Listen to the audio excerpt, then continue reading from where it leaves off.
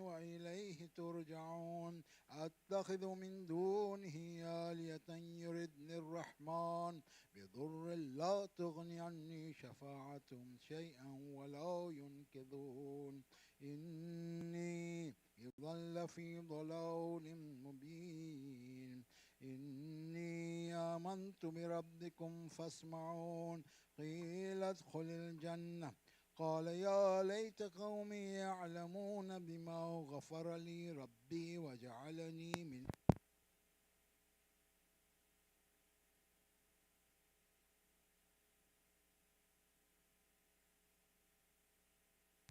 السماء وما كنا منزلين إن كانت إلا صيحة واحدة فإذا هم خامدون يا حسرة على العباد ما يأتيهم من رسول إلا كانوا به يستهزئون ألم يروا كم أهلكنا قبلهم من القرون أنهم إليهم لا يرجعون وإن كل لما جميع لدينا محضرون وآية لهم الأرض الميتة أحييناها وأخرجنا منها حبا فمنه يأكلون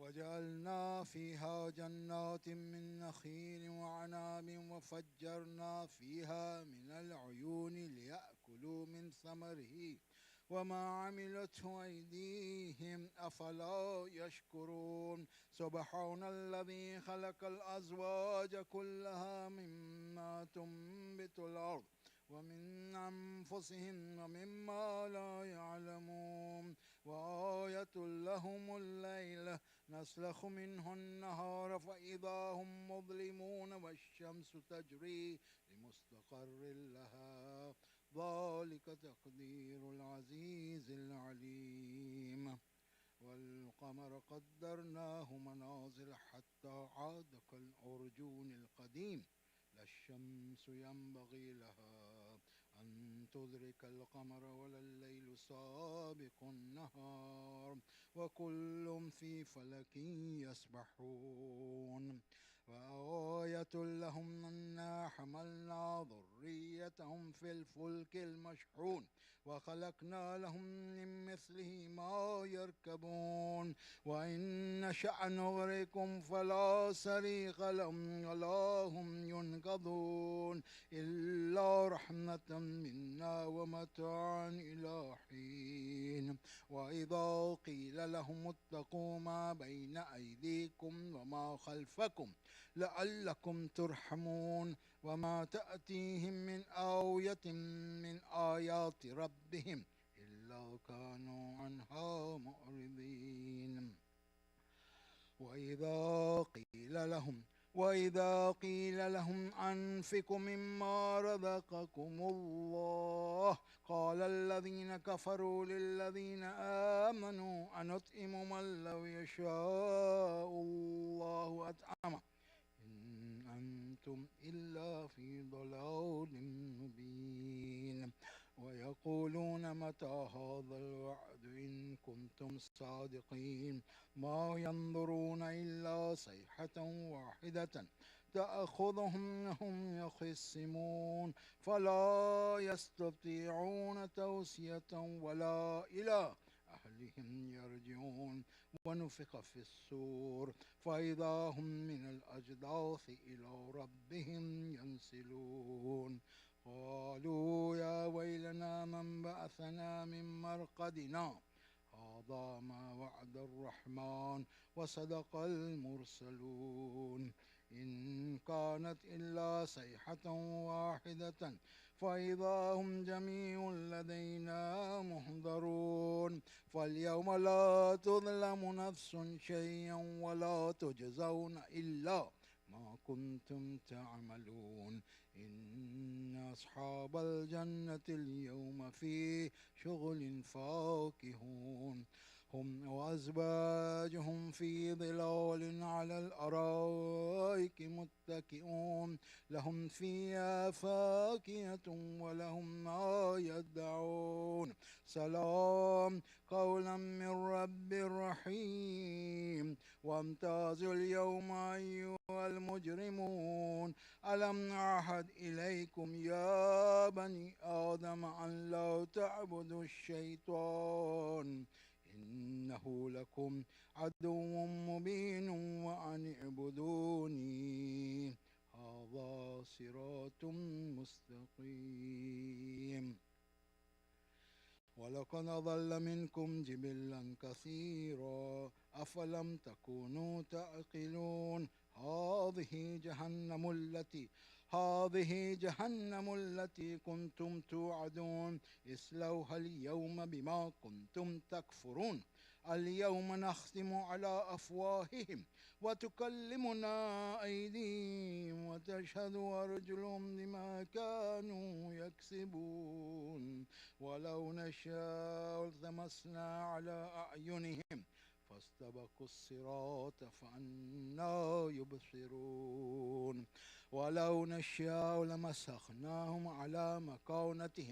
ولو نشاء لمسخناهم على مكانتهم فما استطاعوا مضيا ولا يرجعون ومن نعمره ننكس في الخلق أفلا يعقلون وما علمناه الشعر وما ينبغي له إن هو إلا ذكر وقرآن مبين لينذر من كان حيا ويحق القول على الكافرين أولم يروا أنا خلقنا لهم مما عملت أيدينا أنعاما فهم لها مالكون وظللناها لهم فمنها ركوبهم ومنها يأكلون ولهم فيها منافع ومشارب أفلا يشكرون واتخذوا من دون الله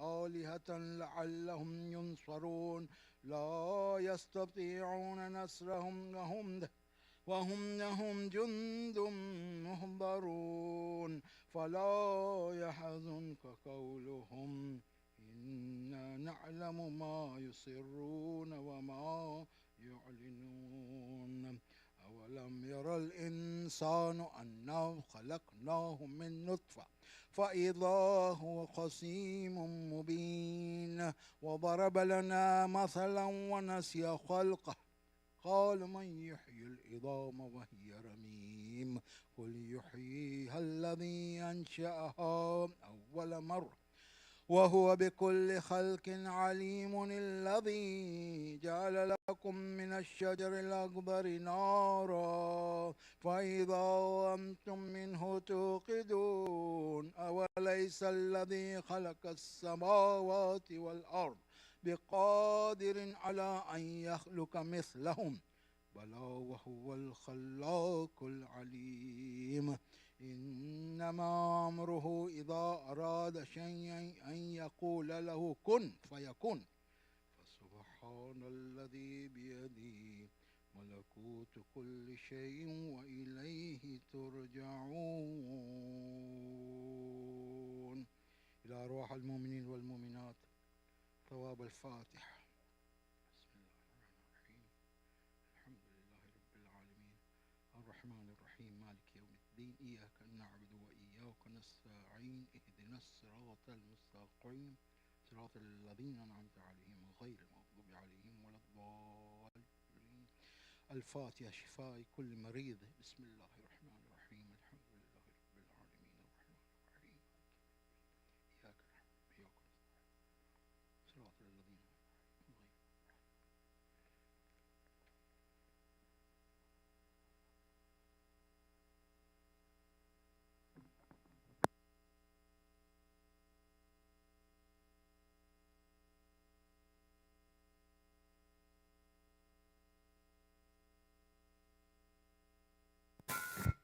Brothers and sisters, Assalamu alaikum. Thank you for joining us for this monthly program we have. Inshallah, we'll resume the program soon. We'll just have some refreshments And in about around 7:45, we'll start the discussion with Sister Zamina and Brother Amir Sharif. Just give us a few minutes to set up everything for now. Thank you.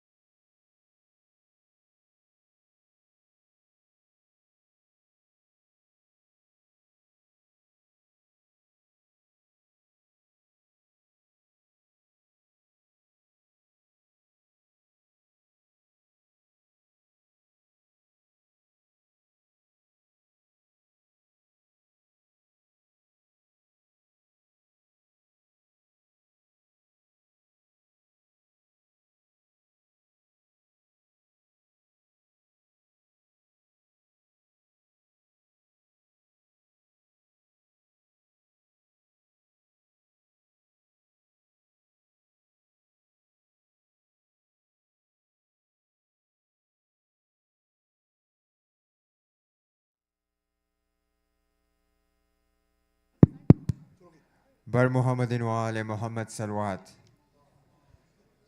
Inshallah, we'll start the program soon. Just a quick announcement. Tonight's sponsor for Tabarruk is the family of Taslim Uncle Akbar and Zuhair Uncle Mirali. If I can ask everyone to recite Surah Fatiha for all the Marumins in their family. Fatiha.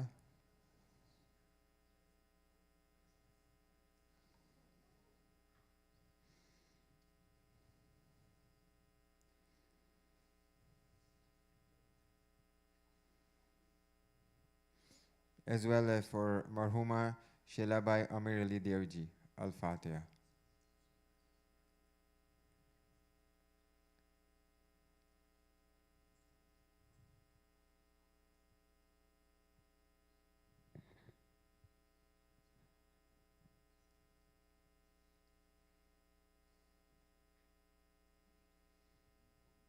Earlier today, a message was sent on our WhatsApp group.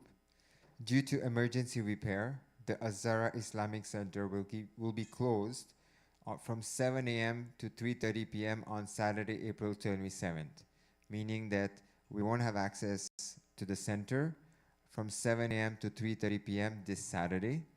And inshallah, everything should be back to normal for the AGM at 4 p.m. So yes, we have an AGM on the 27th of April this Saturday, but earlier than that, from 7 a.m. to 3:30 p.m., the center will be closed. If you have any question, you can approach myself or any member of the EC. Also, we are looking for Tabarruk sponsor for all the Thursdays program that we have. If you are interested to sponsor a Thursday program, we invite you to reach out to Sister Shaisa Ladak or Brother Taslim Akbar. With that, I'll give the floor and the mic to Sister Zamina as well as Brother Amir Sharif. Salawat.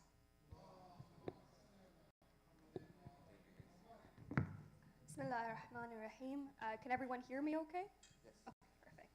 Bismillahirrahmanirrahim. Allahumma salli ala Muhammad wa ali Muhammad. Rabbi shrah li sadri wa yassir li amri wa hlul uqdatan min lisani yafqahu qawli.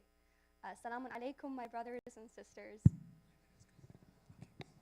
It is honestly such a privilege and honor, and I really thank the team, Brother Amir, Brother Mustafa, for inviting me to give a bit of a presentation today. I've got my chai and food, so honestly the setting is really casual. I'm going to enjoy my food up here, and I hope you do the same.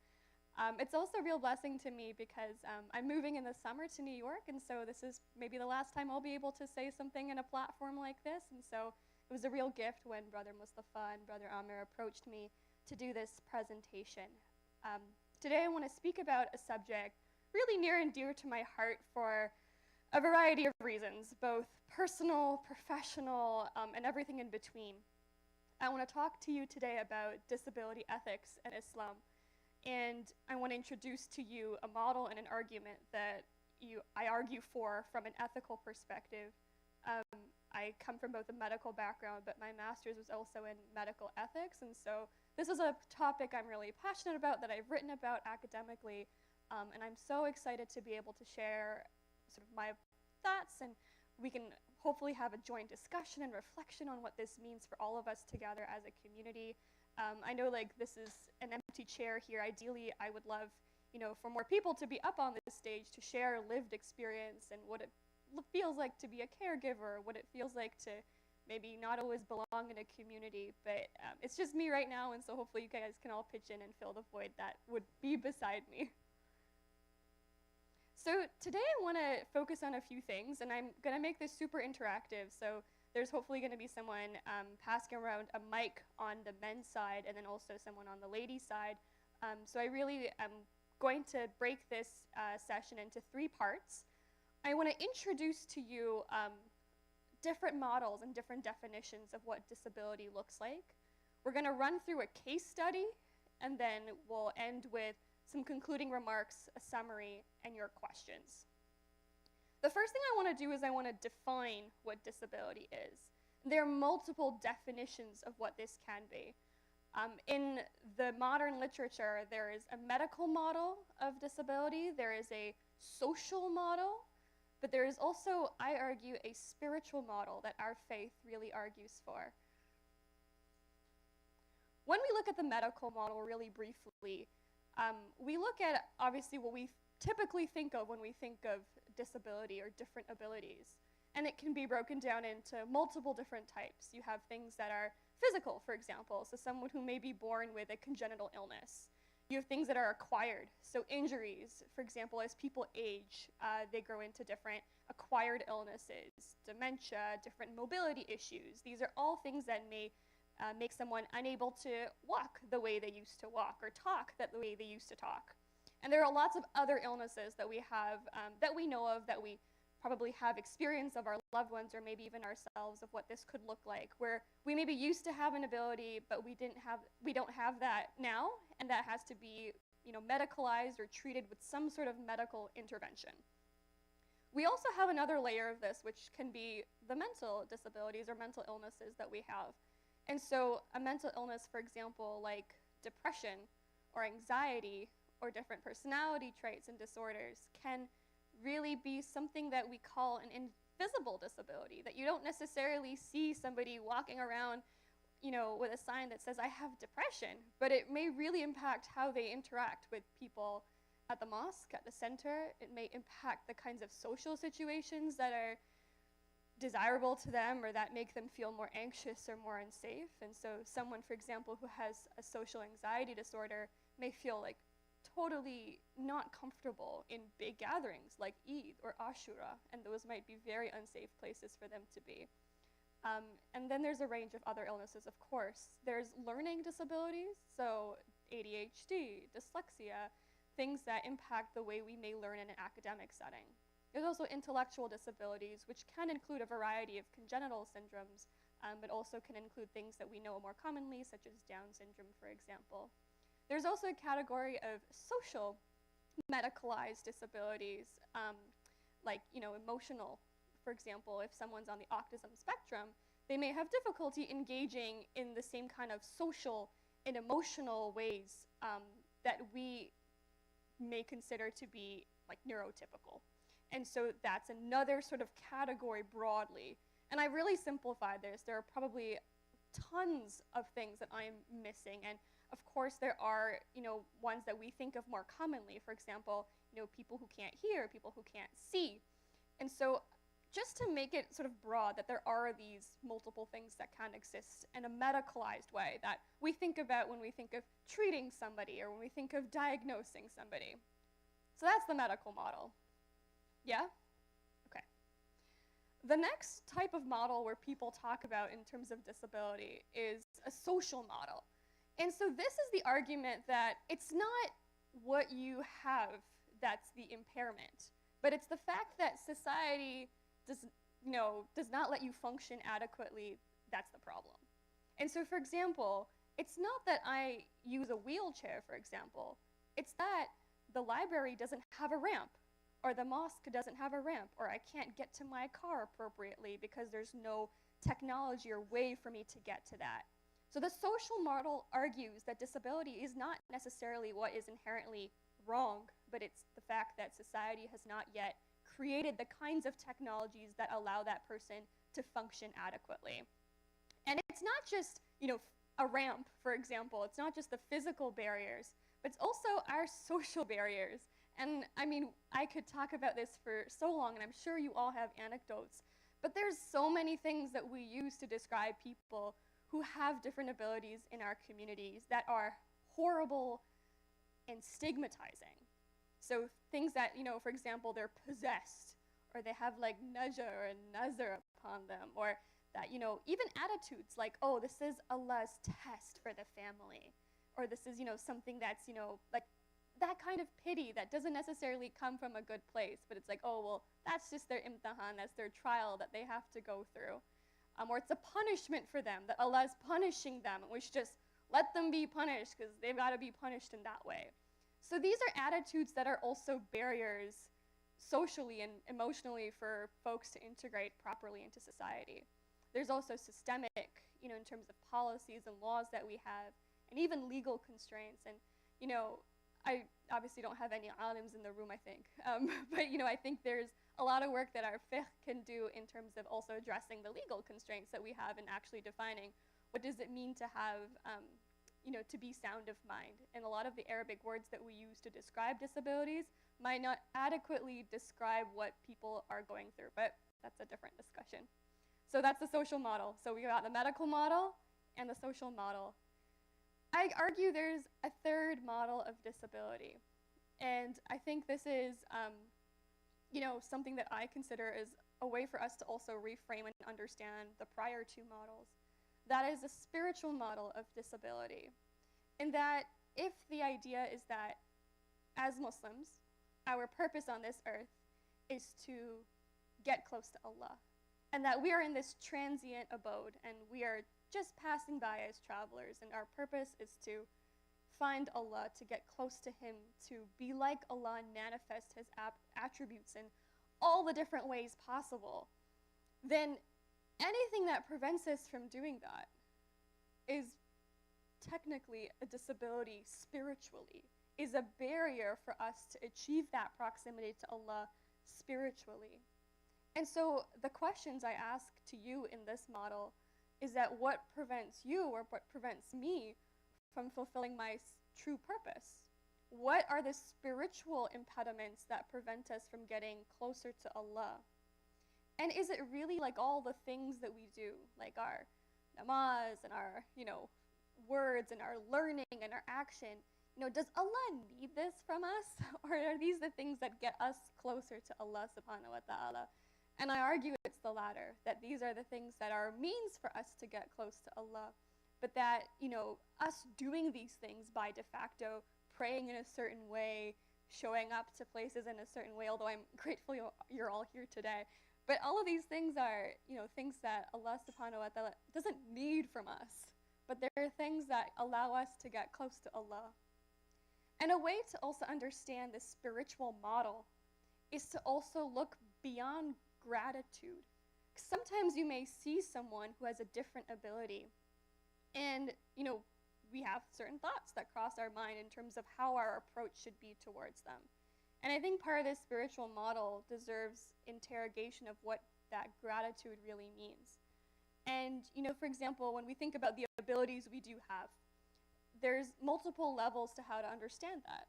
So for example, the first level is that every ability I have is from Allah subhanahu wa ta'ala, so I should be grateful for that ability. And that is 100% true. You should be grateful for that ability. If, let's say, you are really good at technology, and that's your ability, that is something you should be grateful for, absolutely. You should absolutely have shukr for that. But that's like level 1. Level 2 is maybe, okay, every ability I have is from Allah subhanahu wa ta'ala, so I should use it to serve Him. So I should use that ability I have in technology, for example, to serve Allah subhanahu wa ta'ala. That's great. We should do that too. But I think the third level is the level that sort of alludes to a lot of topics in Gnostic and mystic theologies and philosophies. And that is that I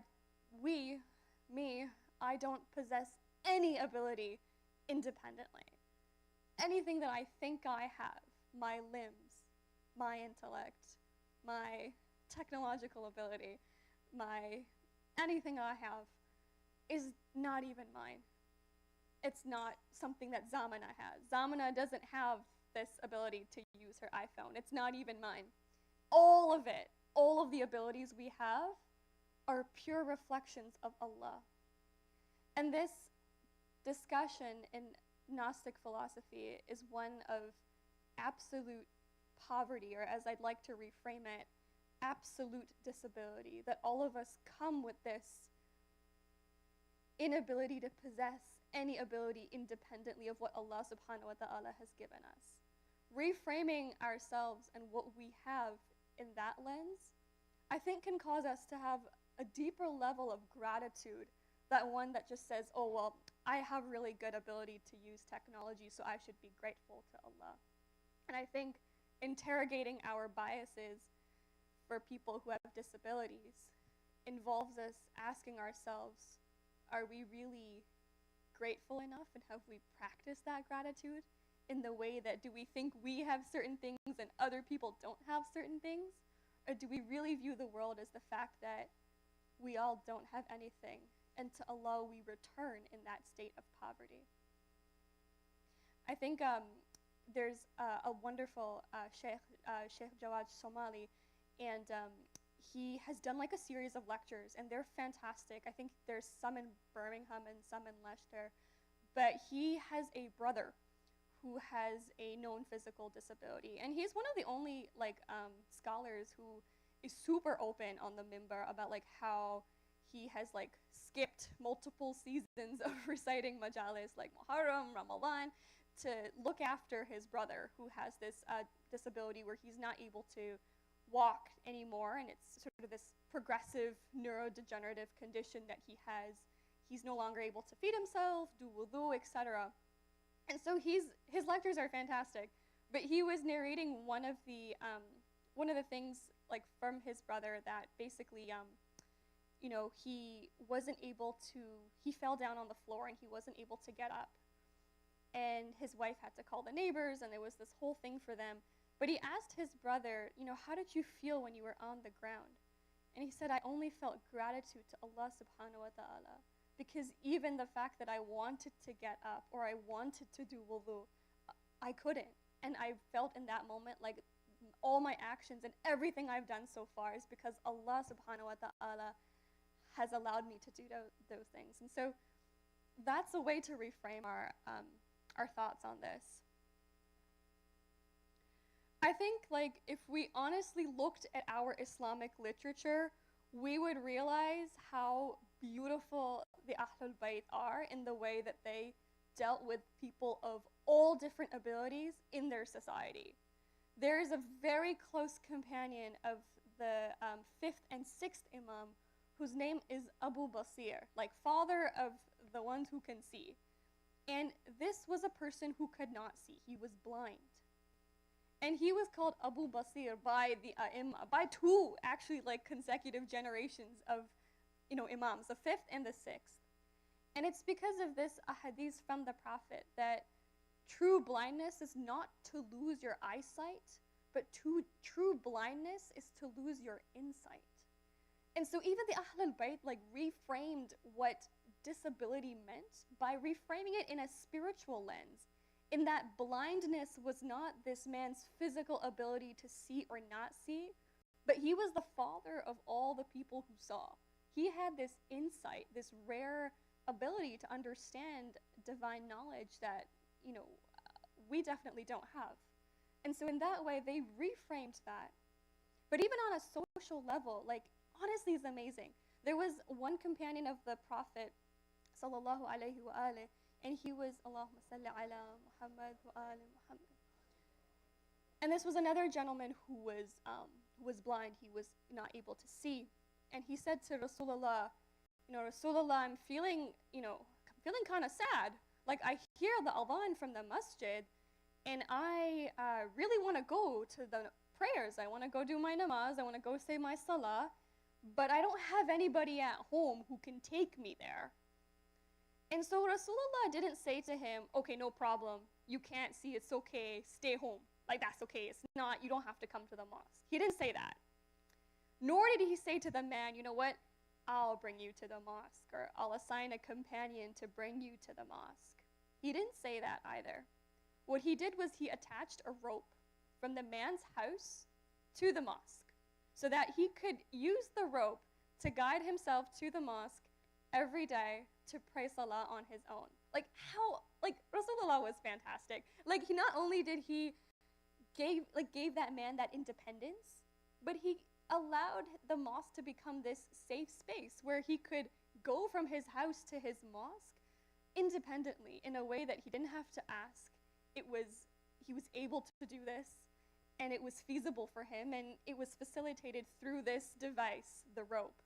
And I think it's if you think about it, it's such an analogous way that we can think about, of course, the wonderful stuff that our masjid is currently doing, but obviously the ways that we can think about, what are the ropes that we create in our mosque to help people who may not be able to come to the mosque? Like, what is that rope for us? Is it different technologies or different spaces or different programming? But like Rasulullah was fantastic. There's another hadith too. So there was a woman who approached him, and she was described in the narrations of having poverty of mind. So she was probably someone who had an intellectual disability. But she came up to Rasulullah in the streets and she said, Rasulullah, I've got a question for you. And Rasulullah answered her and said, O mother of X, how can I help you? It seems like a simple response, but if you think about it, he answers her based off of her relationality. She is a mother of somebody. She is connected to the community. She's connected to a family. She's connected to a body. And he addresses her with that respect. And then he follows up, because this was a busy alleyway, lots of shops and things. He says, where would you like to speak? And so she brings him, they zigzag in an alleyway, and she brings him to this small corner of an alley where she felt safe and it was quiet. And then they spoke to each other. He answered her questions, and then they parted ways. Again, it seems really simple, but he brought her and she brought him to a place where she felt safe. And Rasulullah asked, where can we speak? Knowing that there was a place that was better in terms of when we look at the literature now for folks who may be on the autism spectrum and folks who may have different neurosensory likes and dislikes, being in a noisy, chaotic, space like an alley, like a bazaar or something like that, might not be the best place for this woman to ask her questions. So he brought her and she brought him to her safe space, and he followed her and he met her where she was at and met her where she wanted to be. And I think that's also just beautiful. And so I think all of these lead to the ethical questions that I think we ought to ask ourselves as a community. And that is that, how can we do better with our biases, our prejudices against people who have different abilities? I think that this is a spiritual defect in us and a moral defect in us, not necessarily a social defect or something we punt to the EC, but something that we ought to address in ourselves first. And number two, what is our duty to persons with disabilities and different abilities, and are we fulfilling this duty? And I argue that we are not. And how can we make our centers safer spaces for people who have different abilities, and whose responsibility is this? And I think you know my answer. So I want to go through a case study with you guys, and inshallah, if you have opinions, I would love to hear them. If you don't, I'll just move on, don't worry about it. But this is the case study of an 8-year-old girl named Sana, who has been on the autism spectrum and has been diagnosed with that, and also has ADHD. She experiences difficulties with social communication, repetitive behaviors, and sensory sensitivities, which make daily activities challenging for her. She also has difficulty focusing in school. She loves birds, and she wants to be a vet when she grows up, and she enjoys books and reading. She lives with her 2 parents, one who is Khoja and the dad is Iraqi, and her grandmother. Her parents thankfully are accepting of her diagnosis and have worked with her teachers at school to create independent educational plans for her success. She's doing well at school with supports and accommodation. So my first question is that not all families and parents are like Sana's. How can we foster understanding and non-judgment in our communities of different abilities? If no one has an answer, because this is a bit of a heavy hitter, I'll come back to this at the end. And maybe think about this, and if you have thoughts, we can share them at the end of the session, inshallah. But for now, what I can do is, thank you so much. For now, what we can do is we can have Sana in different situations. So let's put Sana in madrasa. Okay, so Sana is now in madrasa. And grade 8, so I guess she would be, what, grade 2? And then I think grade 2. And so Sana's parents were called because she has difficulty focusing during class. And she finds it really bothersome when the boys in class talk really loudly and she starts yelling at them to be quiet. She's also having difficulty with reading the Arabic during Quran class, but really enjoys listening to stories about tafsir and history. She does not enjoy doing worksheets and never completes them when she is sent home with them. How can we better support Sana in madrasa? We have one over here as well. Okay, maybe we'll take, okay. Thanks, Lamis. Thank you, darling.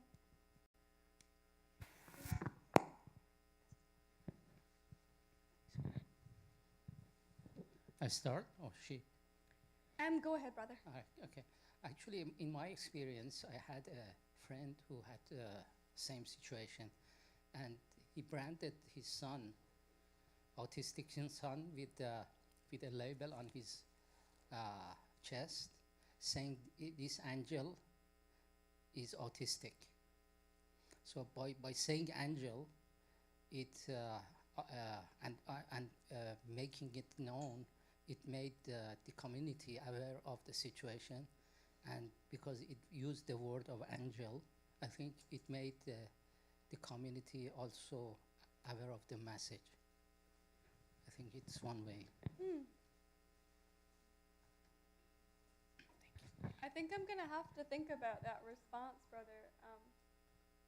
That's interesting because I think there's value to medicalizing with certain people. Like, for example, if the parents wanted to tell the teachers, for example, beforehand that my daughter has an independent educational plan and these are the things that she prefers to do and these are the ways that she likes to demonstrate her knowledge, that maybe she likes to read books instead of, like verbally answering questions, or maybe she'll be better at talking to you one-on-one to demonstrate her knowledge. So I think exploring that with a teacher can be a safe thing for a parent to do. But I don't know if all parents and children feel safe to have that kind of label. It can be tough, brother. I might have to think about that one. Maybe it worked for that scenario. Yeah.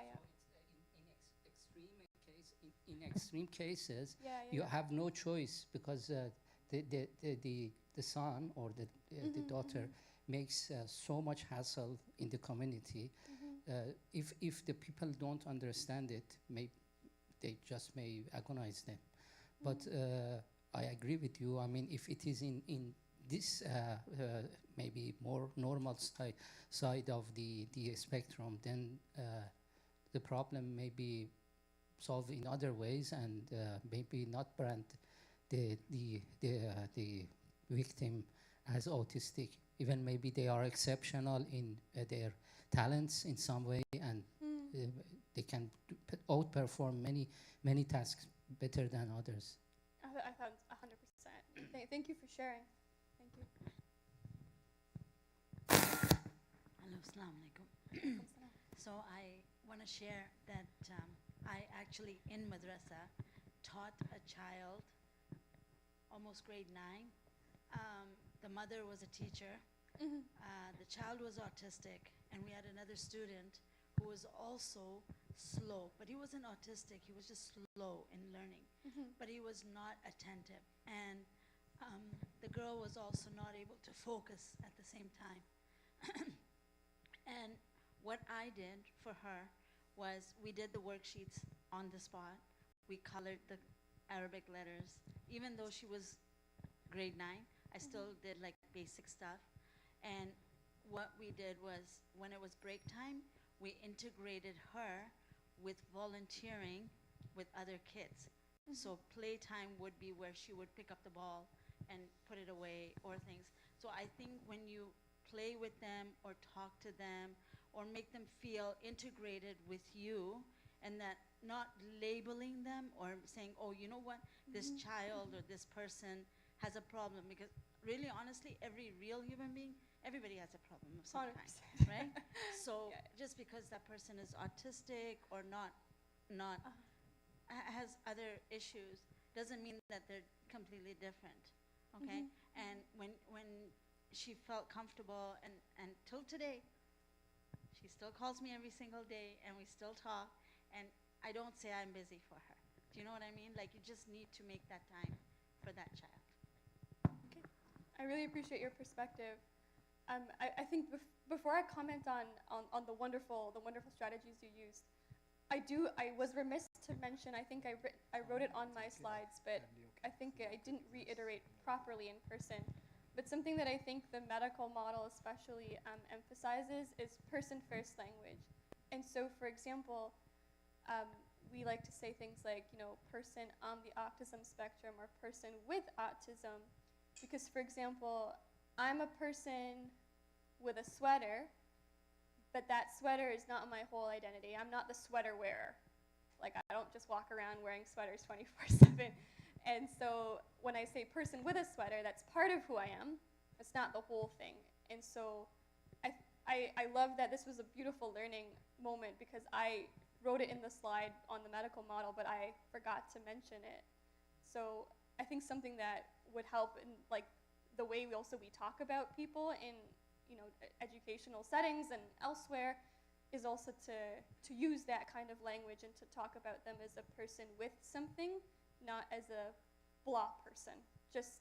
But that's my fault, because I wrote it in my slides, and that was a beautiful opportunity for me to share that point. So thank you. But I also love what you said about integrating, and there's no one-size-fits-all solution, and that you built a relationship with that person and with that student, and that sounds like a very beautiful moment where you connected and you found out what worked with them, and that you used and modified your lesson plan. So thank you for sharing that. That was beautiful.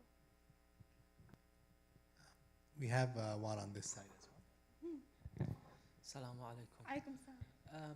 I agree with the sister that we shouldn't be labeling our children or even the grown-ups, because I think that when you label someone, you kind of reinforce whatever disability that they have. It might not be a permanent disability, because a person with autism, if they start to communicate with their friends and colleagues, the disability slowly goes away, and you know, if they gain the confidence to talk, and you know, I think that by labeling someone with something, that we are permanently telling them that, oh, you have this, it becomes part of their identity, or you have this and you're gonna have to deal with it, you're gonna have to live with it, you're gonna, you know, they believe it, because as a child, a child believes whatever their parents tell them. So as a child, it even more severe if you tell them that they have a disability. Physical disabilities are different, because someone who doesn't have a hand, for example, is not gonna grow a hand, but someone who can overcome their, for example, ADHD, I think these labels are the mental labels. We don't have those mental labels in Islam. Our Ahlul Bayt never labeled someone with, you know, you have learning disability or you have focusing disability. They were like always hiding other person's problems and disabilities. They would pretend that it doesn't exist, and they would help them in any way that they could to overcome their challenges. So I think the best approach is to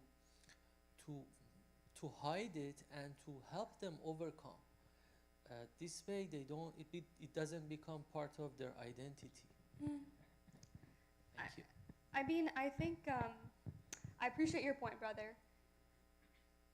I would maybe offer a sort of a counter to that, in that sometimes it is important to, I mean, the word you said, the phrase you said that was really interesting, that I would want to interrogate a little deeper, is to pretend that it doesn't exist. So I think that's not necessarily true in the anecdote that I explored with the gentleman who used the rope to get to the mosque. Rasulullah didn't say, oh, you know what, you're okay, you're still loved by Allah, pray at home. He facilitated and helped. And by facilitating, you have to acknowledge that some people require different things to learn, and some people require different environments to feel safe, and some people require different technology, braille, audio-visual captions, for example, and persons who cannot hear, cannot see, to actually access Islam and life and things in a meaningful way. And so there is, and I mean, I acknowledge my bias here in that I come from a medical lens, but I think there is value to acknowledging and knowing what someone may have that may require them certain accommodations, and to get them the accommodations And I think the solution is not to pretend that people don't have issues, but to acknowledge, sort of like Sister Nafisa said, that we all kind of have different ways that our learning and our existence can be optimized in life, and that it is important for us to actually understand and recognize what that is in a child, for example, in madrasa or in the mosque, and then to deliver that appropriately. Because, for example, if a child is not receiving adequate help, that's a community problem and that's a spiritual problem, I think, that if we're not able to help each other in that way, and if we can't allow everyone to live their most flourishing life in this world, then we're preventing them from using the kinds of knowledge and technologies that can allow them to achieve happiness and closeness to Allah subhanahu wa ta'ala. So I think the statement that you made that I thought was really interesting was to pretend it doesn't exist, which I would offer that counter to. But again, I appreciate what you're saying in that it's difficult sometimes to, to have somebody walk around with a label, because in our community we stigmatize those labels. Like we say, this is a person who's like this and that. But my question to you, is that a problem with the person, or is that a problem with our community? I think that's a problem with our community. We are out here to get each other and judge each other like that. And, as Nafisa Auntie said, what the audacity for us to do that is, even beyond me, because if our end goal is to achieve unity with Allah and to achieve that closeness with Allah, then who are we to run around and judge people's labels and things like that? So I think you're right. But I would argue it's a problem in our communities, not a problem I'm going to fix by speaking to you today. I totally acknowledge that too. But it's a problem that I think we have to acknowledge is not about the individual, but about how we respond to them. Really quick.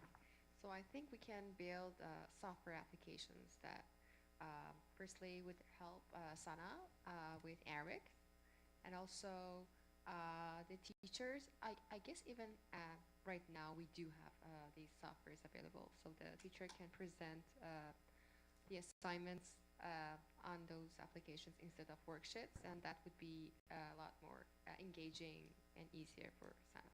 I love that. What's your name, sister? Bushra. Sister Bushra. Wonderful. I think that segues super well into what my thoughts were on Sana, which is that, interrogating the case, for example, might make us feel like, okay, how can we make our madrasa and learning environment somewhere where we can actually teach people who have different styles and different ways of learning? And so, for example, if the noises of places are too much, we have noise minimizing headphones.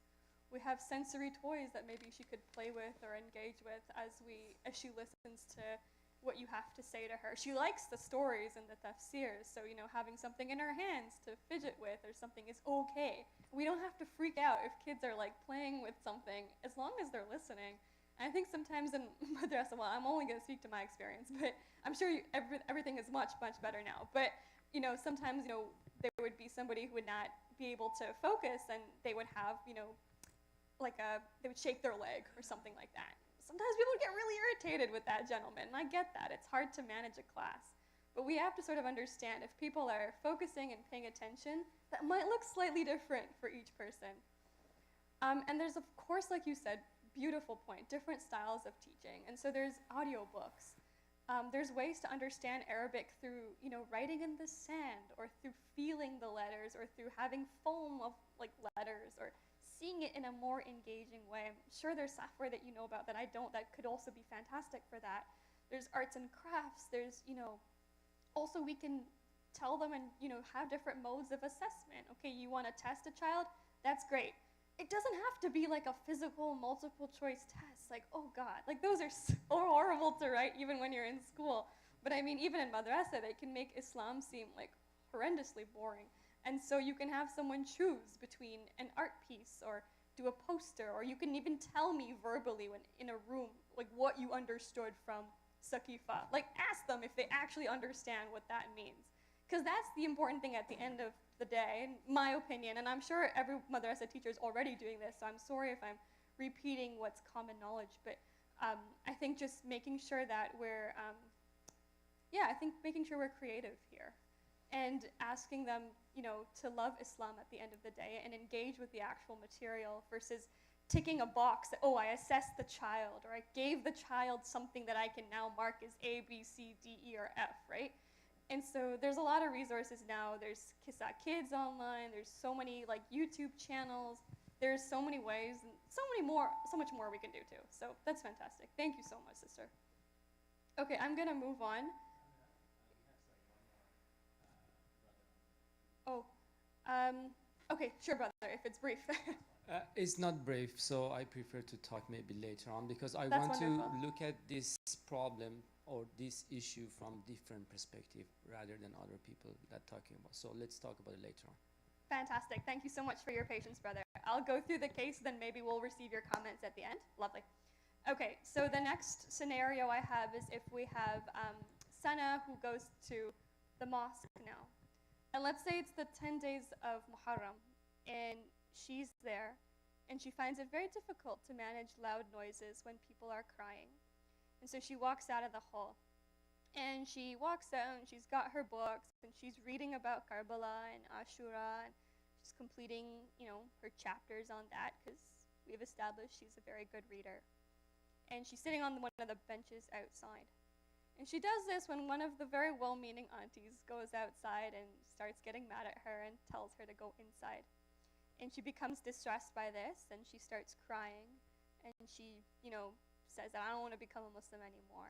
She gets very overwhelmed by the situation. That's scenario number 2. So obviously this can play out in many ways, but I've given this to you to add a bit of color about what mosque could look like for people who may not be familiar or enjoy certain environments. And so how can we make Sana's experience better? How can we generally make our centers safer for people with different abilities? Sister. Assalamu alaikum, sister. Alaikum salam. So I think we are just lacking awareness. So yes, for respect, what all culture is telling us that you have to be inside, sit with your parents and listen. It just lacking awareness. What we can do is maybe bring up with the sessions, maybe at the mosque, tell about the diagnosis of a child, and as long they are seated, and maybe we can look at the material that the child is using. For example, if that was a book that's teaching about Karbala, then we should be fine and let the child be where they are. They're not running around. 100%. They are reading. Yeah. They are writing or reading. They are doing about religion. So instead of like directly looking at sheikh and listening, they can do something else in a different way. Like what I learned at school is that supplies, like we need to play-based learning. So we need to have lots of ways so the child can learn. We want the child to learn, not like the way we want. Jazakallah. Yeah, 100%. I agree with that entire answer, and I think that's the point I have for this slide and for this scenario is that we really can't judge, and we shouldn't judge the way that people seek spirituality. That's the bottom line for me. Any comments from the men? Yes, one here. So I think, adding on to what the sister said, I think, for example, with regards to Ashura or Muharram, and the ways that we go about commemorating these events and these personalities and history and so on and so forth, I think something that we have to pay attention to is that what are the means and what's the goal? So for example, okay, so we're here gathering these majalis to remember the Imam and to remember what happened in Karbala and to recall the events and learn lessons and so on and so forth. And so I don't believe that the means or the way to go about that should be like one specific way, especially when we see that some people, for example, okay, they prefer like the the traditional lecture and then the aza at the end, the masaib recited, right? Somebody prefers that, that's how they connect, right? But I think so long as there's that connection being made, that effort to learning about Karbala and the history and connecting with the Imam, that the different ways to do so should be respected. And that being said, for example, if it's possible in centers that there are rooms or places allocated for different ways to go about connecting through the imam, with the Imam alayhi salam. So, for example, in the main hall there's the main program, but then there's probably perhaps a smaller hall with, reading time for or story time for kids about Karbala, for example, or stuff like that. Other ways that people can connect to the Imam still, but in a way that's closer to them, and just keeping in mind that the end goal is to get nearest to the Imam, even if it's in a different way than others, I think. That's very beautifully said, brother, and I think that's 100% true. And I would add a caveat to that there is a balance. I think, if you see a child running around and not engaging in the program, it's not to assume that, okay, the child's connecting with Imam in their own way. No, they are running around and not engaging in the program. So I think, making spaces where, and of course, I think there are wonderful program organizers who create spaces for children and alternative programming that are present in front of me that I owe a lot of gratitude to in creating that kind of venue, especially during the months of Ramadan and Muharram. And I feel people do a lot of amazing work in this community in that way. But I think also acknowledging it can be really overwhelming for sometimes teachers to manage all those kids in those programs. And so putting a little bit of accountability on parents too for creating alternate ways that their child can engage if they bring them to center, or to have that communication with the teacher who's running that alternative program to be hey, my child just cannot sit to do a worksheet, but they're really excellent at coloring, and so I've printed out a few worksheets of coloring, and if they can engage with that would be fantastic. And so I think proactivity is so helpful in this way, to not just put the onus on the parent or the teacher or the program organizer to do that for them, but that everyone should be working in the child's best interest and be very accommodating and facilitative of that. So again, for Sana, that could look very different, but I think what you're saying and what the sister has said also is it's very much resonates with what I believe too. So again, I've put some suggestions here as well. We talked about noise reducing headphones for the majlis. So for example, if it's the noise of crying and being in that center, that maybe just dimming the noise but still having them sit and be present could be a way for them to attend the majalis of Imam Hussein. And that would be such a beautiful and meaningful way for them to engage. Alternative programming is fantastic, but again, like I said, it's not about just putting somebody with another teacher in the mother's room and letting them be with that teacher, but also taking a little bit of accountability and working with people to create what works best for your child. Again, not to judge how people seek spirituality is my big take home for this. And I think that applies to all of us, honestly, but I think it especially applies in these kind of scenarios too. And then I think it's also important for us to be active in this way. It's not just about us saying something like that very well-meaning auntie did, but to actually be proactive and do something and not come to a conclusion right away. And so those are some of my thoughts, but you've all reflected very eloquently, so thank you. I have a few hot takes before I summarize, so if you allow me to, I just want to mention a few points. So number one, I think pity is not the same as inclusion. So I think even a lot of us, if we see somebody who may appear, for example, visibly, and the invisible disabilities and the mental illnesses, those are sometimes really hard too. But we often have a sort of a approach of pity, of feeling sorry for somebody, and then in turn we think about what we have, and then we feel really happy that we're not in their shoes. That kind of thinking pattern, I think, is not good enough. I think we have to do better than just our nice smile towards a person who may come towards the mosque in a wheelchair or different, or may have different things that they require, but to actually speak to them and try and communicate, or offer food. Do what you can in a way, and even if it's wrong or it's not well received or it's confusing to you what the response is, just remember the Prophet addressed that woman who had, quote, poverty of mind or had her intellectual disability by her name. And addressing somebody by their name is sometimes one of the simplest things you can do, but one of the most beautiful forms of akhlaq. The other hot take I have is space versus place. What do I mean by that? I mean that in our mosque, we have this gorgeous, beautiful, big center. We have the men's room, we have the ladies' room, we have elevators, we now have braille on our signs. We have disability parking with the sign and everything. We've got upstairs, we've got downstairs, we've got so many places. Alhamdulillah. Like, we are so blessed. I've been to communities where they don't have half the spaces we do. But in all the spaces, how do we create places for people where they don't feel judged, where they don't feel stigmatized, as the brother mentioned before, where they don't feel labeled? And so I think there already have a shout out to all the wonderful organizers in this crowd and beyond who do that kind of work to create places. But that work is so fundamentally, spiritually important to our growth as a community. And I think the last point, which I believe Sister mentioned before, is awareness and creating knowledge and actually talking about these issues more often. And I think it's something that we ought to do more as Shia communities, because we all know somebody who may be differently abled. And I think it's very, very important that we talk about it. That is so crucial to how we move forward as a community.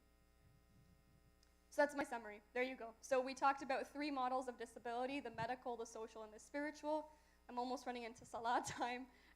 The Prophet and the Ahlul Bayt as role models for inclusion, which I think is just beautiful. And also the case of Sana, what it could look like for someone to exist and maybe be uncomfortable in certain situations, and what we could maybe do as a community in terms of technology, in terms of training our madrasa staff or people who are running these kind of programs, and how to be aware of neurodivergence or different learning abilities, and how to create different materials that allow that to be more inclusive of people. And so running those training sessions, running those workshops, having that knowledge generation. And then all my hot takes that we need to move beyond pity.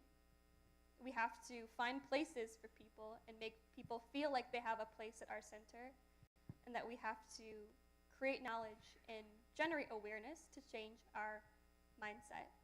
I'll end with this verse of the Holy Quran, where Allah subhanahu wa ta'ala says, Bismillahir Rahmanir Rahim, O people, behold, we have created you out of a male and a female, and have made you into nations and tribes, so that you might come to know one another. And that's our goal. We have to come to know one another so we can get closeness to Allah subhanahu wa ta'ala. Allahumma salli ala Muhammad wa ali Muhammad. Thank you so much. I wanted to really quickly thank Sister Zamina for her time in preparing this very thought-provoking presentation and leading such an engaging discussion. She's very right. This is not a topic that we can cover in 45 minutes, and inshallah, we'd love to do a part 2 at some point within the next few months, inshallah. So thank you again, Sister Zamina. And if you have any outstanding questions or anything of that sort, feel free to approach me or other members of the EC, and we can use your questions, thoughts to build future programs like these. Thank you. I think you should continue next week and have more open discussion and dialogues, because I think this is a very, very important topic. It's like going to the AAA meetings and talking about judgments and things like that. And I think we have a big problem. People judge everybody here, and I think it's important. So that's my suggestion.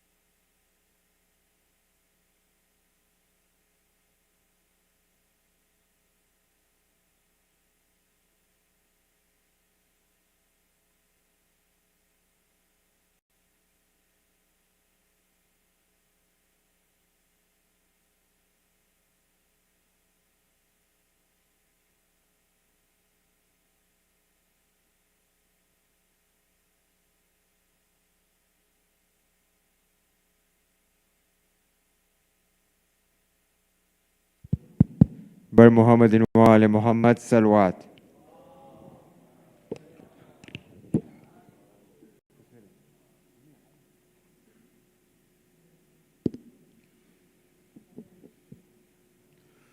أعوذ بالله من الشيطان اللعين الرجيم. بسم الله الرحمن الرحيم. إن الله وملائكته يصلون على النبي يا أيها الذين آمنوا صلوا عليه وسلموا تسليما. اللهم صل على محمد. وقل الحمد لله الذي لم يتخذ صاحبة ولا ولدا ولم يكن له شريك في الملك ولم يكن له ولي من الذل وكبره تكبيرا. الله أكبر الله أكبر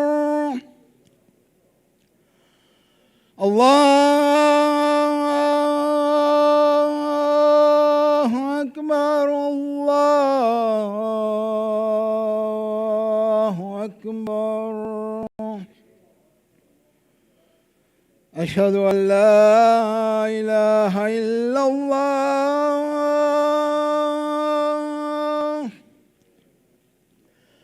أشهد أن لا إله إلا الله.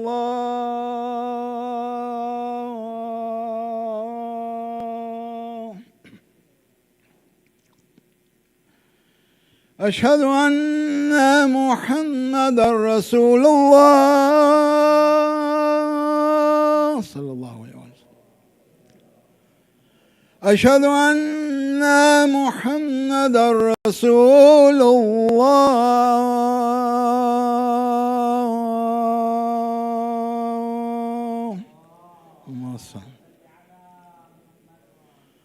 أشهد أن عليا ولي الله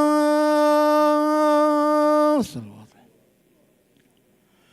أشهد أن أمير المؤمنين وأولاده المعصومين بالحق حجج الله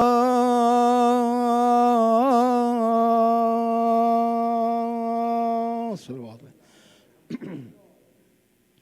حي على الصلاة حي على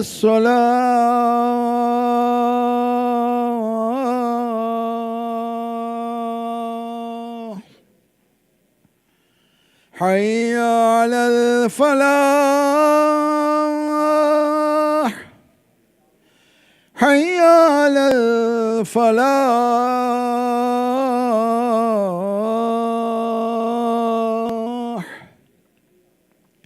حي على خير العمل حي على خير العمل.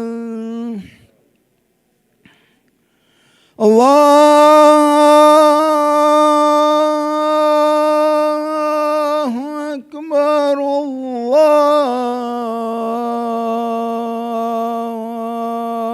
الله أكبر. لا إله إلا الله لا إله إلا الله.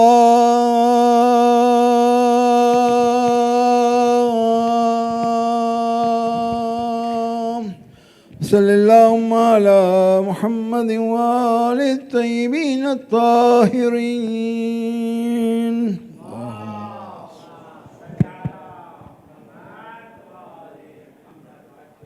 الله أكبر الله أكبر. أشهد أن لا إله إلا الله أشهد أن لا إله إلا الله أشهد أن محمد رسول الله أشهد أن محمد رسول الله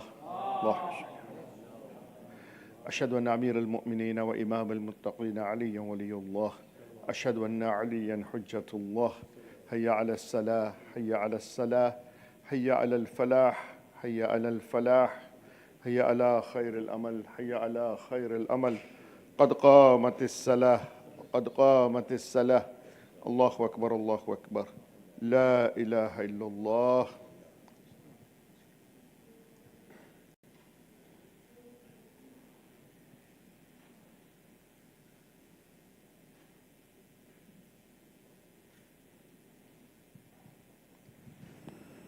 الله أكبر. بسم الله الرحمن الرحيم. الحمد لله رب العالمين، الرحمن الرحيم، مالك يوم الدين. إياك نعبد وإياك نستعين، اهدنا الصراط المستقيم، صراط الذين أنعمت عليهم غير المغضوب عليهم ولا الضالين. بسم الله الرحمن الرحيم. إنا أعطيناك الكوثر فصل لربك وانهر، إن شانئك هو الأبتر. الله أكبر. سبحان ربي العظيم وبحمده. اللهم صل على محمد وآل محمد. سمع الله لمن حمده. الله أكبر. سبحان ربي الأعلى بحمده. اللهم صل على محمد وآل محمد. الله أكبر. استغفر الله ربي وأتوب إليه. الله أكبر. سبحان ربي الأعلى وبحمده. اللهم صل على محمد وآل محمد. الله أكبر. بحول الله وقوته أقوم وأقعد. بسم الله الرحمن الرحيم. الحمد لله رب العالمين، الرحمن الرحيم، مالك يوم الدين. إياك نعبد وإياك نستعين، اهدنا الصراط المستقيم، صراط الذين أنعمت عليهم غير المغضوب عليهم ولا الضالين. بسم الله الرحمن الرحيم. قل هو الله أحد، الله الصمد، لم يلد ولم يولد ولم يكن له كفوا أحد. كذلك الله رب. الله أكبر. اللهم صل على محمد وآل محمد. ربنا اغفر لي ولوالدي وللمؤمنين يوم يقوم الحساب. رب ارحمهما كما ربياني صغيرا، إنك على كل شيء قدير. اللهم صل على محمد وآل محمد. الله. سبحان ربي العظيم وبحمده. اللهم صل على محمد وآل محمد. سمع الله لمن حمده. الله أكبر. سبحان ربي بحمده على محمد وآل محمد. الله أكبر. استغفر الله ربي وأتوب إليه. الله أكبر.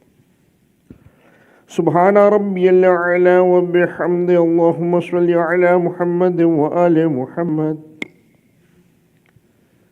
الله أكبر. الحمد لله.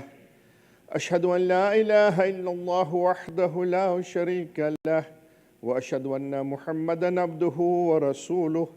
اللهم صل على محمد وآل محمد. بحول الله.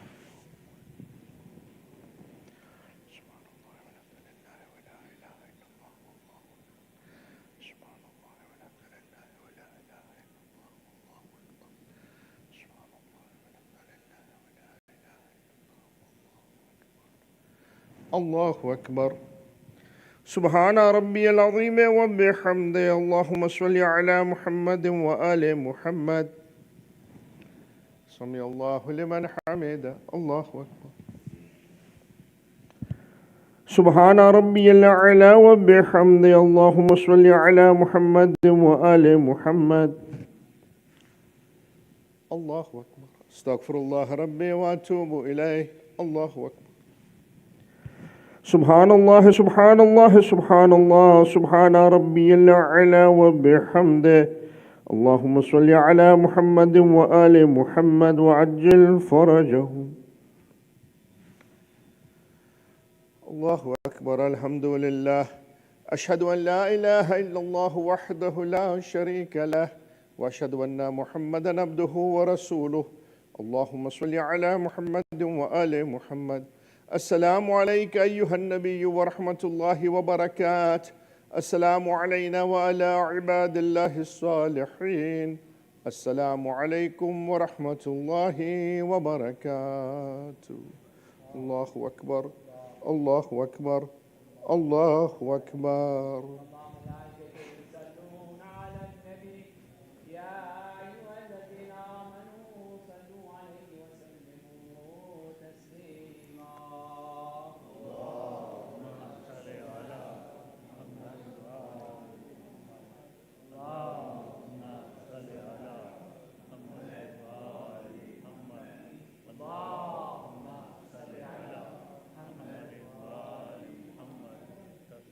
فاطمة الزهراء عليها السلام.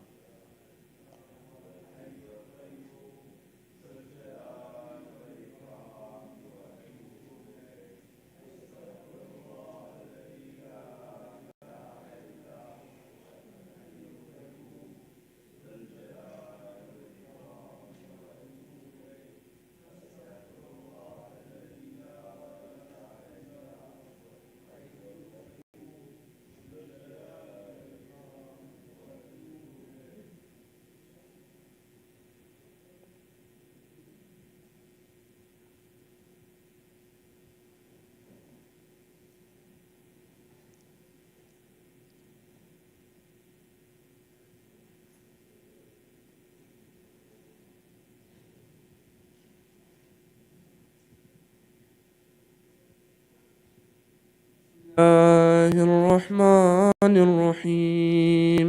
اللهم صل على محمد وآل محمد.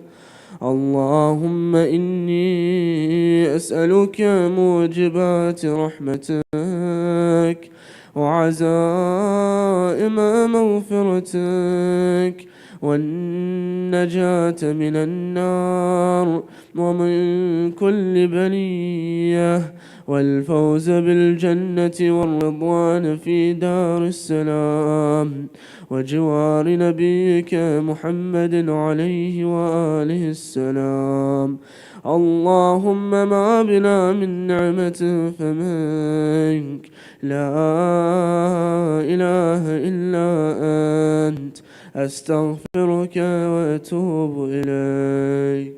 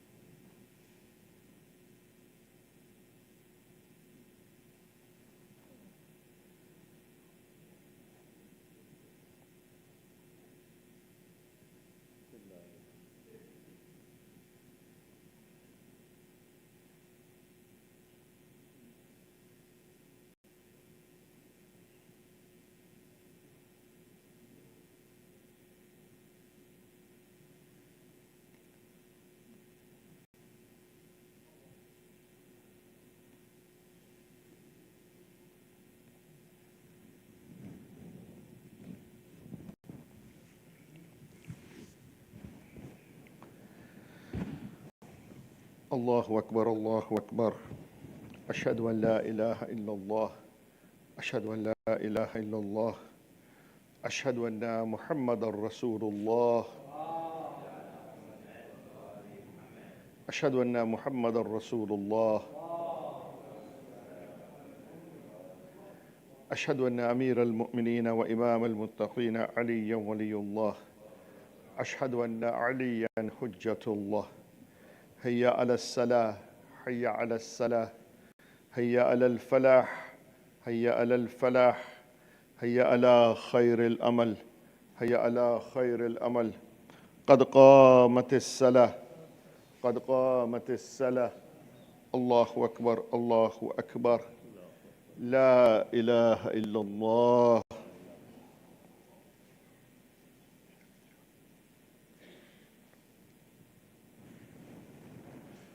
الله أكبر. بسم الله الرحمن الرحيم. الحمد لله رب العالمين، الرحمن الرحيم، مالك يوم الدين. إياك نعبد وإياك نستعين. اهدنا الصراط المستقيم، صراط الذين أنعمت عليهم غير المغضوب عليهم ولا الضالين. بسم الله الرحمن الرحيم. إنا أعطيناك الكوثر فصل لربك وانهار، إن شانئك هو الأبتر. الله. سبحان ربي العظيم وبحمده. اللهم صل على محمد وآل محمد. سمع الله لمن حمده. الله أكبر. سبحان ربي الأعلى وبحمده. اللهم صل على محمد وآل محمد. الله أكبر. استغفر الله ربي وأتوب إليه. الله أكبر. سبحان ربي الأعلى وبحمده. اللهم صل على محمد وآل محمد. الله أكبر. بحول الله وقوته أقوم وأقعد. بسم الله الرحمن الرحيم. الحمد لله رب العالمين، الرحمن الرحيم، مالك يوم الدين. إياك نعبد وإياك نستعين. اهدنا الصراط المستقيم، صراط الذين أنعمت عليهم غير المغضوب عليهم ولا الضالين. بسم الله الرحمن الرحيم. قل هو الله أحد، الله الصمد، لم يلد ولم يولد ولم يكن له كفوا أحد. كذلك الله رب. الله أكبر. اللهم صل على محمد وآل محمد. ربنا آتنا في الدنيا حسنة وفي الآخرة حسنة وقنا عذاب النار، إنك على كل شيء قدير. اللهم صل على محمد وآل محمد. الله أكبر. سبحان ربي العظيم وبحمده. اللهم صل على محمد وآل محمد. سمع الله لمن حمده. الله أكبر. سبحان ربي الأعلى وبحمده. اللهم صل على محمد وآل محمد. الله أكبر. أستغفر الله ربي وأتوب إليه. الله أكبر. سبحان ربي الأعلى وبحمده. اللهم صل على محمد وآل محمد. الله أكبر. الحمد لله. أشهد أن لا إله إلا الله وحده لا شريك له، وأشهد أن محمدا عبده ورسوله. اللهم صل على محمد وآل محمد. بحول الله.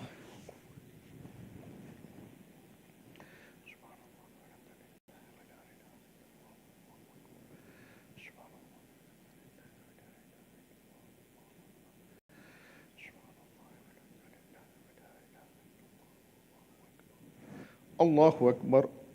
سبحان ربي العظيم وبحمده. اللهم صل على محمد وآل محمد. سمع الله لمن حمده. الله أكبر. سبحان ربي الأعلى وبحمده. اللهم صل على محمد وآل محمد. الله أكبر. استغفر الله ربي وأتوب إليه. الله أكبر. سبحان ربي الأعلى وبحمده. اللهم صل على محمد وآل محمد. الله أكبر. بحول الله.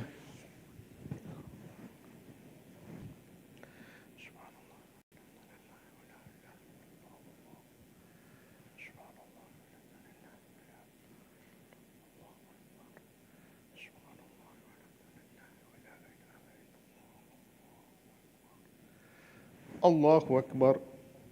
سبحان ربي العظيم وبحمده. اللهم صل على محمد وآل محمد. سمع الله لمن حمده. الله أكبر. سبحان ربي الأعلى وبحمده. اللهم صل على محمد وآل محمد. الله أكبر. استغفر الله ربي وأتوب إليه. الله أكبر. سبحان الله سبحان الله سبحان الله سبحان ربي الأعلى وبحمده. اللهم صل على محمد وآل محمد وعجل فرجهم وفرجنا بهم يا كريم يا كريم يا كريم.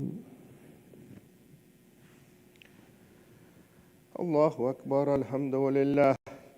أشهد أن لا إله إلا الله وحده لا شريك له وأشهد أن محمدًا عبده ورسوله.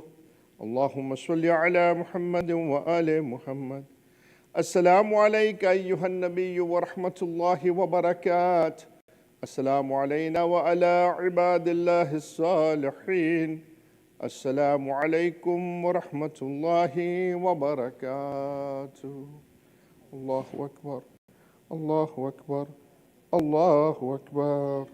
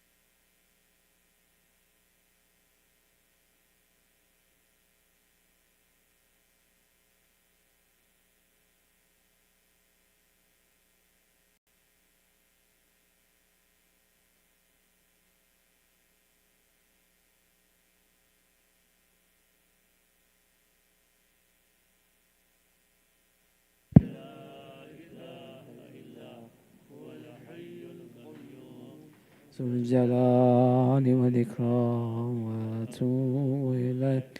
أستغفر الله الذي لا إله إلا هو الحي القيوم ذو الجلال والإكرام وأتوب إليه. بسم الله الرحمن الرحيم. اللهم صل على محمد وآل محمد. اللهم إنه ليس لي علم بموضع رزقي وإنما أطلبه بخطرات تخطر على قلبي فأجول في طلب البلدان فأنا فيما أنا طالب كالحيران لا أدري في سهل وما في جبل أم في أرض أم في سماء أم في بر أم في بحر وعلى يدي من ومن قبل من وقد علمت أن علمه عندك وأسبابه بيدك فأنت الذي تقسم بلطفك وتسببه برحمتك. اللهم صل على محمد وآله واجعل يا رب رزقك لي واصعا ومسلبه سهلا ومأخذه غريبا، ولا تؤنني بطلب ما لم تقدر لي فيه رزقا، فإنك غني عن عذابي وأنا فقير إلى رحمتك.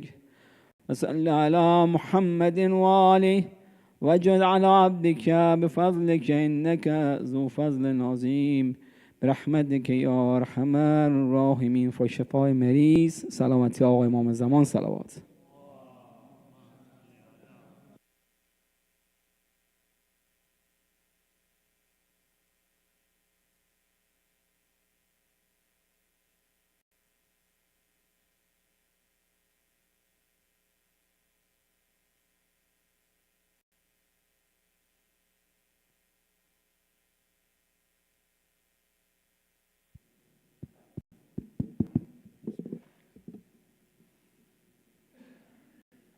السلام عليك يا رسول الله.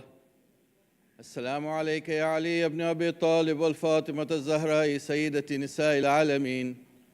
السلام عليك يا حسن المجتبى. السلام عليك يا أبا عبد الله. السلام عليك يا وارث آدم صفة الله. السلام عليك يا وارث نوح نبي الله. السلام عليك يا وارث إبراهيم خليل الله. السلام عليك يا وارث موسى كليم الله. السلام عليك يا وارث عيسى روح الله. السلام عليك يا وارث محمد حبيب الله. السلام عليك يا وارث أمير المؤمنين عليه السلام ولي الله. السلام عليك يا ابن محمد المصطفى. السلام عليك يا ابن علي المرتضى. السلام عليك يا ابن فاطمة الزهراء. السلام عليك يا ابن خديجة الكبرى. السلام عليك يا ثار الله وابن ثاره والوتر الموتور. أشهد أنك قد أقمت الصلاة وآتيت الزكاة وأمرت بالمعروف ونهيت عن المنكر وأطعت الله ورسوله حتى أتاك اليقين. فلعن الله أمة قتلتك، ولعن الله أمة ظلمتك، ولعن الله أمة سمعت بذلك فرضيت به. يا مولاي يا أبا عبد الله، أشهد أنك كنت نورا في الأصلاب الشامخة والأرحام المطهرة، لم تنجسك الجاهلية بأنجاسها، ولم تلبسك من متلهمات ثيابها. وأشهد أنك من دعائم الدين وأركان المؤمنين. وأشهد أنك الإمام البر التقي الرضي الزكي الهادي المهدي. وأشهد أن الأئمة من ولدك كلمة التقوى وأعلام الهدى والعروة الوثقى والحجة على أهل الدنيا. وأشهد الله وملائكته وأنبياءه ورسله أني بكم مؤمن وبيا بكم موقن بشرائع ديني وخواتيم عملي، وقلبي لقلبكم سلم وأمري لأمركم متبع. صلوات الله عليكم وعلى أرواحكم وعلى أجسادكم وعلى أجسامكم وعلى شاهدكم وعلى غائبكم وعلى ظاهركم وعلى باطنكم. السلام عليك يا ابن رسول الله. السلام عليك يا ابن نبي الله. السلام عليك يا ابن أمير المؤمنين. السلام عليك يا ابن الحسين الشهيد. السلام عليك أيها الشهيد. السلام عليك أيها المظلوم وابن المظلوم. لعن الله أمة قتلتك، ولعن الله أمة ظلمتك، ولعن الله أمة سمعت بذلك فرضيت به. السلام عليكم يا أولياء الله وأحباءه. السلام عليكم يا أصفياء الله ووداءه. السلام عليكم يا أنصار دين الله. السلام عليكم يا أنصار رسول الله. السلام عليكم يا أنصار أمير المؤمنين. السلام عليكم يا أنصار فاطمة الزهراء سيدة نساء العالمين. السلام عليكم يا أنصار بمحمد الحسن بن علي الولي الزكي الناصح. السلام عليكم يا أنصار بعبد الله. بأبي أنتم وأمي طبتم وطابت الأرض التي فيها دفنتم وفزتم الله فوزا عظيما، فيا ليتني كنت معكم فأفوز معكم. السلام عليك يا أبا الفضل العباس ابن أمير المؤمنين. السلام عليك يا ابن سيد الوصيين.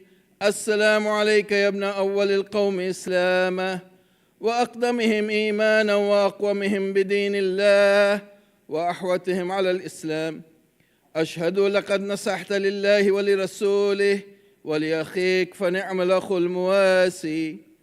فلعن الله أمة قتلتك، ولعن الله أمة ظلمتك، ولعن الله أمة استحلت منك المحارم وانتهكت حرمة الإسلام.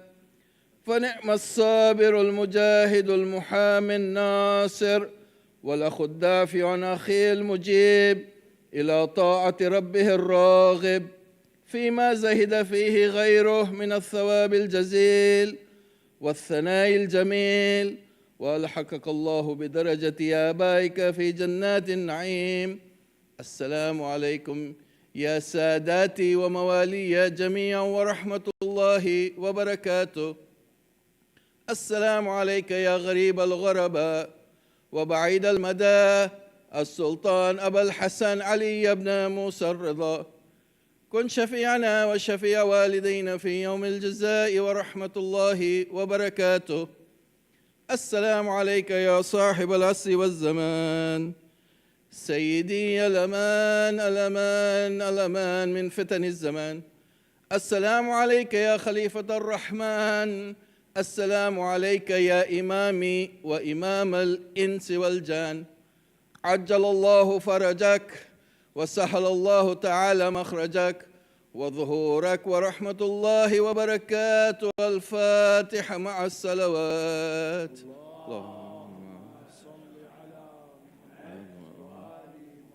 بسم الله الرحمن الرحيم.